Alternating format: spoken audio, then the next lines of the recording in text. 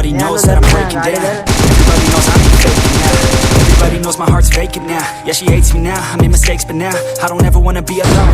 I don't really ever feel alone. All alone, in the zone, that's the only way I know.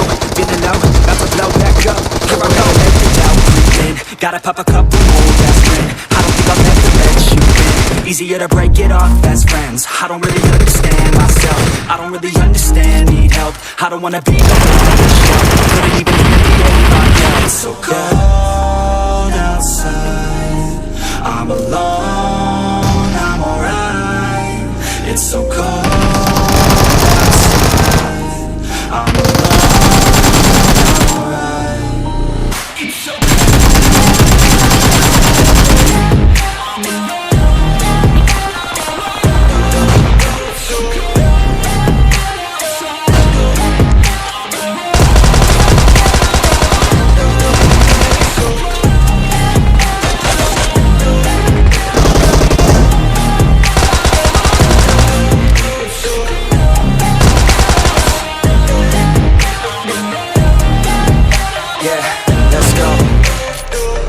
Break down, always feel like I could break now, but I never let it take me to that place now.